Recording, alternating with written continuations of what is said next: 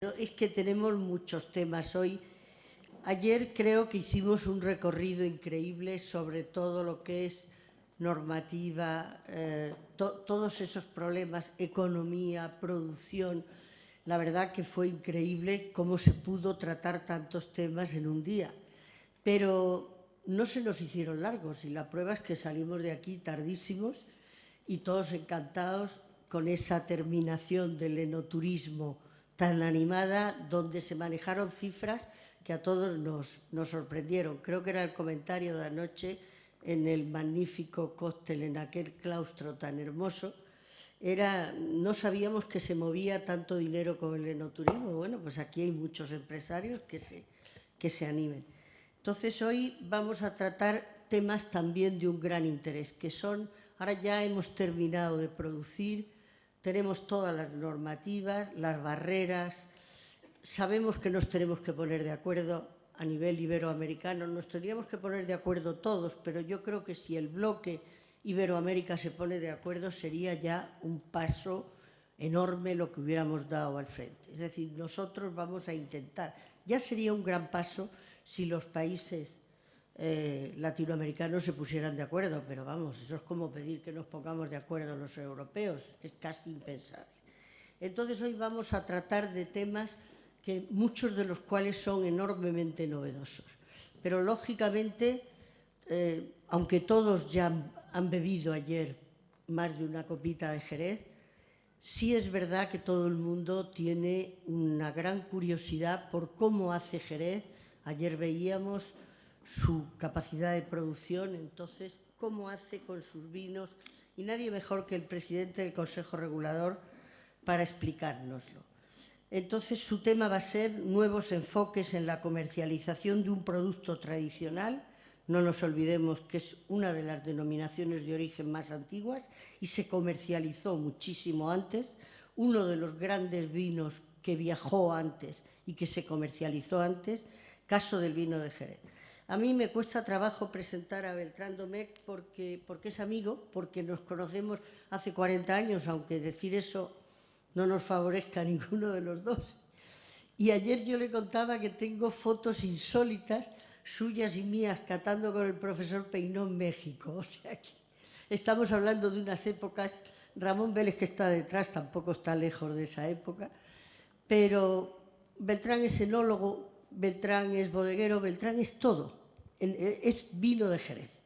Entonces, como después vamos a publicar todos los currículum, no vamos a perder el tiempo. Simplemente decir que si hay una persona informada en este sector es precisamente Beltrán Domecq. Beltrán, tienes la palabra.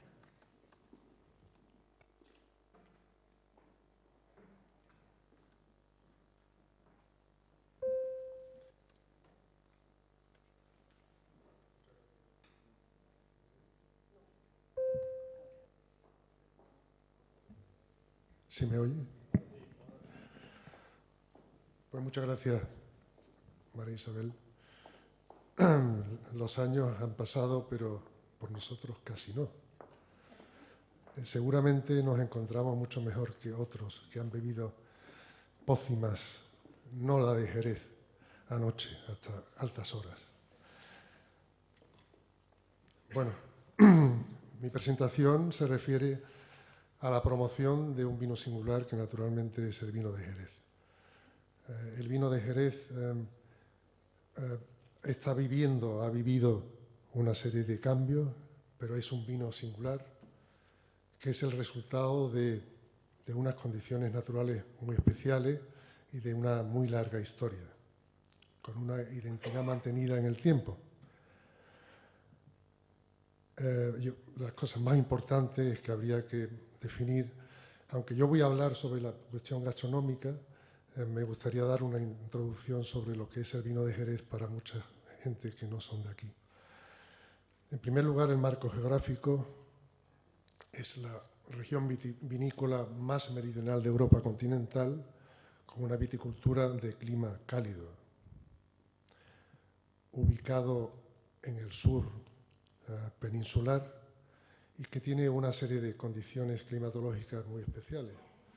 Fijaros que tenemos 300 días de sol al año, tenemos unos inviernos suaves y veranos muy calurosos, una pluviometría de unos 620 milímetros por metro cuadrado, que debo decir que son una cantidad de lluvia verdaderamente impresionante, ¿no?, cuando te pones a analizar dónde estamos. Siempre pongo el símil de que en Inglaterra, por ejemplo, en Cambridge, donde seguramente alguno habéis estado, llueve la misma cantidad que aquí, 620 milímetros. Y allí, pues naturalmente, la situación debe ser inversa. O sea, allí habrá 300 días de lluvia y 65 días de sol. Y después tenemos, debido a la proximidad con el estrecho de Gibraltar, dos vientos predominantes, que son el levante, que es el del este, que procede del desierto, que es seco y cálido, y un poniente, que es fresco y húmedo, y nos trae los frentes de lluvia muy necesarios para que lleguen a cubrirse los 620 milímetros. Estos 620 milímetros pues es una quimera casi permanente, porque además es que el patrón de lluvia nunca se repite. Sabemos que los meses de máxima pluviometría son noviembre y diciembre, y llevamos 2 años en que no se cumple ni la 10ª parte. Pero debido a nuestras tierras, pues somos capaces de mantener esa lluvia en el fondo, en la profundidad.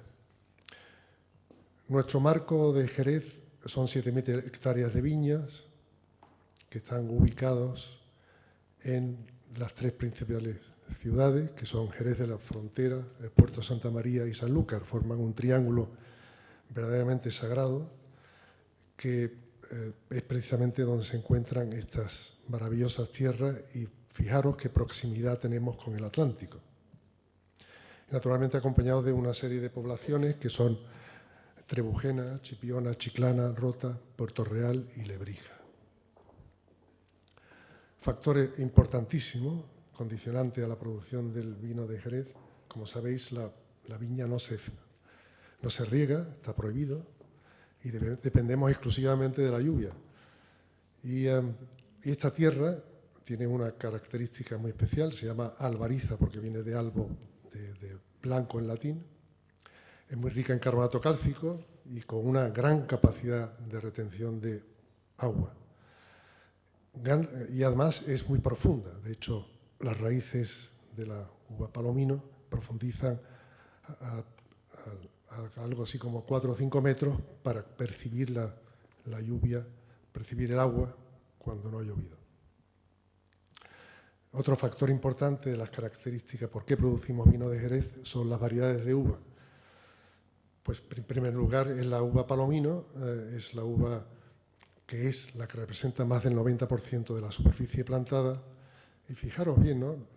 Fijaros en el color que tiene la uva. Es una uva muy dorada, sobremadurada, debido al efecto de los meses del verano, julio y agosto, muy calurosos. Consecuentemente tenemos un contenido de azúcar bastante aceptable y una acidez total francamente baja.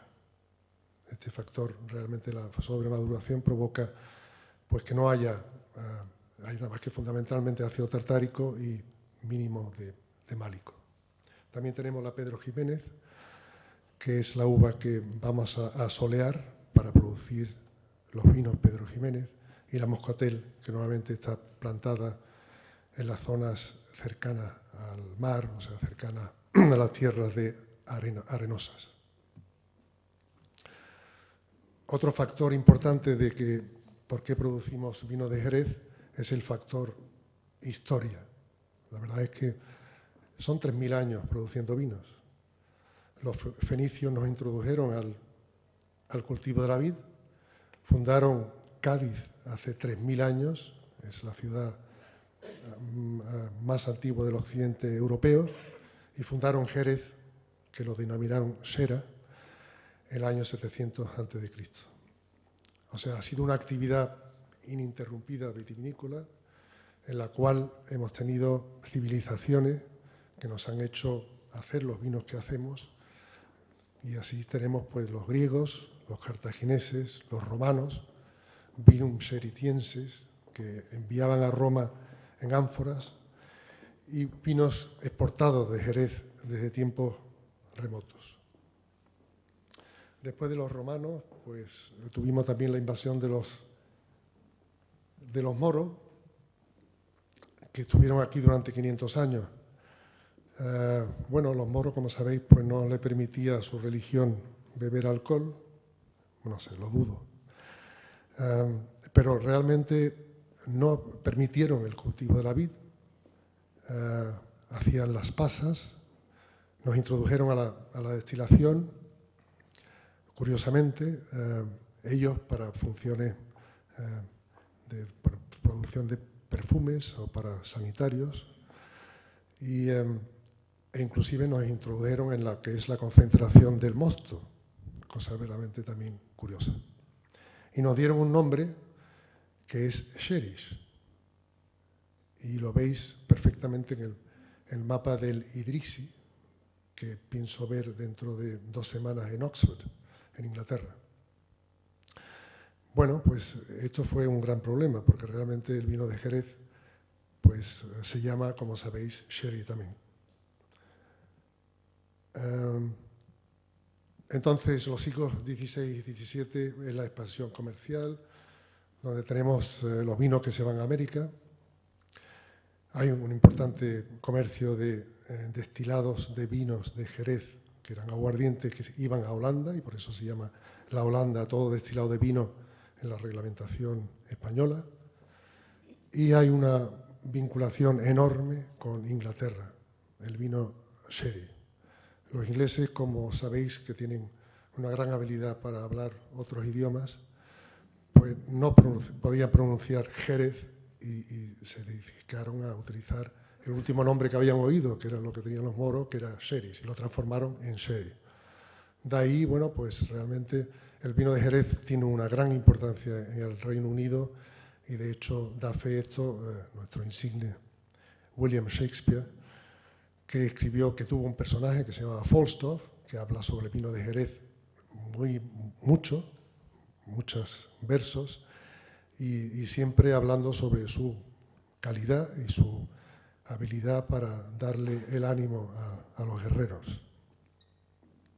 En el siglo XVIII y XIX, que hoy conocemos, el uso de la fortificación, que es la alcoholización, porque al fin y al cabo cuando los moros nos introdujeron a la destilación, el enólogo jerezano fue tan inteligente y dice, pues, ¿cómo podemos estabilizar nuestro producto? Pues, de hecho, si estabilizábamos nuestro producto, podíamos ir más lejos.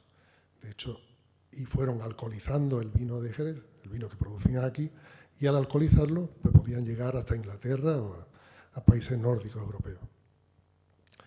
Tenemos un sistema de envejecimiento que además se produjo en esa época, que es el sistema de criaderas y soleras, verdaderamente un sistema único que lo hemos aplicado en muchos productos, incluido el brandy de Jerez, incluso el brandy de México, que hacíamos fantásticamente, una barrica única. Y naturalmente fue la época de la fundación de grandes firmas exportadoras y la aparición de los tipos clásicos de vino de Jerez. Hay que darse cuenta, además, de que es un vino absolutamente sujeto a la naturaleza y la tradición. Es un vino que después de la fermentación alcohólica empieza a formar un velo de flor en la superficie, que es un Saccharomyces ellipsoideus.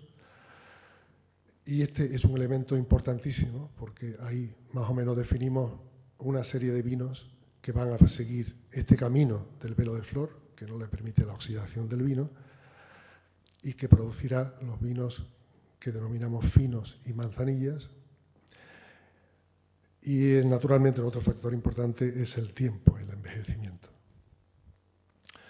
Métodos genuinos, una cultura propia, bodegas. Ayer estuvimos viendo una presentación magnífica sobre bodegas. Pues fijaros qué bodegas, qué relación su volumen de aire respecto a volumen de vino hay. Y una serie de factores muy tradicionales como son la clasificación de los vinos después de la fermentación alcohólica. Ahí estamos viendo el efecto de una raya marcada en una bota, cuando la fermentación se realizaba en bota. el trasiego de los vinos por los arrumbadores en las botas, la venencia para sacar la muestra del vino, que tiene que romper el velo de flor para sacar la muestra y echarla sobre la copa sin velo de flor para que no afecte las características organolépticas. Y entonces aquí surge la diversidad. Cantidad de productos, todos ellos genuinos, desde izquierda a derecha, de los vinos más secos hasta los más dulces, desde los más pálidos hasta los más oscuros. No sé, se ve regular, ¿no? Un poco oscuro. Los de los vinos de la izquierda, naturalmente, son los vinos de crianza biológica, el velo de flor. El velo de flor tiene un metabolismo muy especial que provoca que el vino tenga unas características muy especiales y que me gustaría aplicar cuando hablemos de la gastronomía. El vino de Jerez, el vino fino y la manzanilla, tiene esta flor que provoca un incremento de un componente químico que se llama acetaldehído, que es el elemento que nos da esa intensidad, aroma y que llamamos que es punzante. Además de eso, provoca una reducción de la acidez volátil. Perdóname que me meta en estos temas, de acidez volátil, que es ácido acético, y evidentemente también su éster correspondiente, que es el acetato de etilo. Este factor es muy importante por lo que digo de la gastronomía. Y naturalmente otro factor importante es que ese velo de flor provoca una reducción de la glicerina a niveles de cero. O sea, ese sabor suave de un vino blanco, por ejemplo, pues en el caso de los vinos finos, manzanilla, después de la crianza biológica, provoca que es un vino muy seco. Bueno, los retos de un vino de singular, pues eso, el Jerez es un vino distinto, con un mensaje muy complejo. El consumo tradicional fuertemente afectada por los cambios en los hábitos de consumo. Estábamos viendo ayer, bueno, la cantidad de vino que hemos reducido de su consumo en España, es verdaderamente terrorífico. Y naturalmente el vino de Jerez pues no es ajeno a ese fenómeno. Tenemos distintos perfiles de consumidores. Pues tenemos un consumidor tradicional que, bueno, aquí está puesto bastante extremo, pero es principalmente mujeres de 50 años plus, clase media, tradicionales en el aperitivo, principalmente vinos dulces. Pero en general el vino de Jerez siempre ha sido considerado como un aperitivo, se ha considerado como el mejor aperitivo del mundo conjuntamente con el champán. Pero evidentemente esta no es la línea que debemos trabajar. Los nuevos consumidores son hombres y mujeres aficionados al vino de 30 plus con la comida, vinos secos y dulces. Este es el factor importante, con la comida.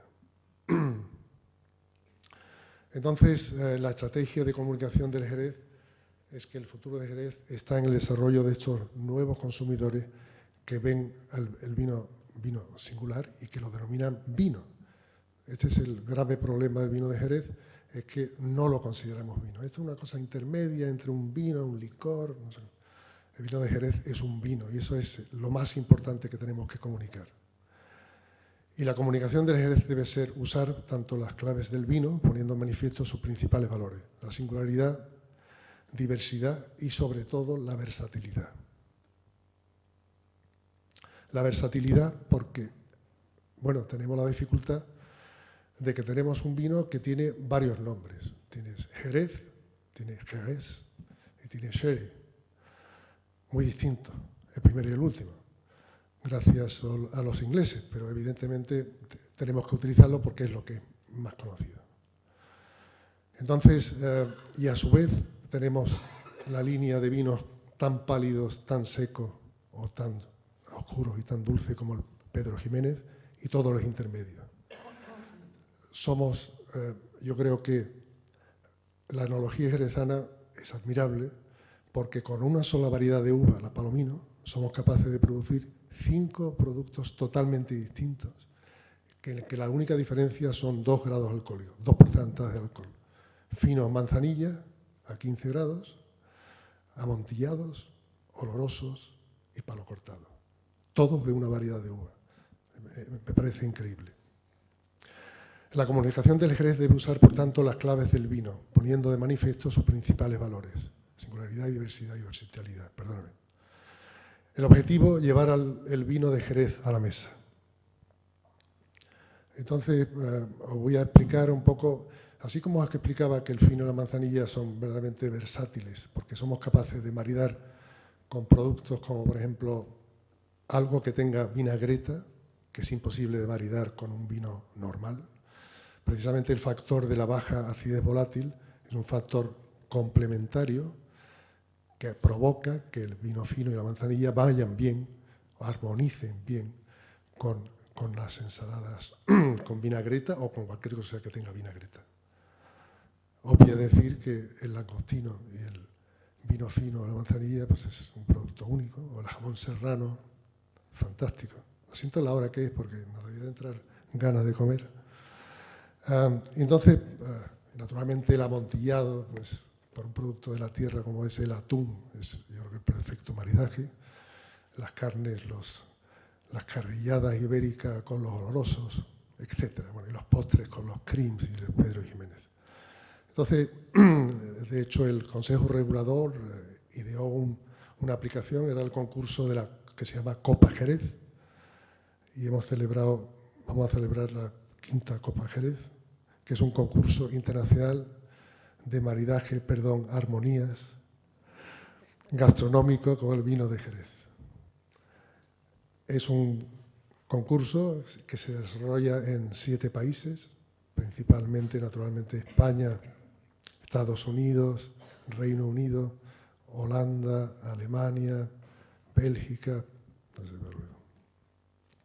Entonces, en lo que se selecciona es un equipo de chefs y sommeliers para ganar la final europea en Jerez, que se hace cada 2 años. El objetivo es que estos chefs y sommeliers presentan un menú de un entrante, un plato principal y un postre, cada uno armonizado con un vino de Jerez. Distinto, claro. Naturalmente en cada país se organizan finales, de los cuales probablemente pues, se presentan que entre 20 y 30 restaurantes que están trabajando en este factor, y a mí me parece una cosa fenomenal, porque realmente en cada país están utilizando los productos de su gastronomía, ¿no? Y el ver el vino de Jerez maridado y armonizado con estos productos es un incremento de lo que es la cultura gastronómica. Bueno, el objetivo naturalmente es llegar a una final y lograr el mejor menú de maridaje con vinos de Jerez, utilizando marcas comerciales, naturalmente, y normalmente de distintas casas en cada plato. El mensaje es coherente, meter el vino de Jerez en la mesa.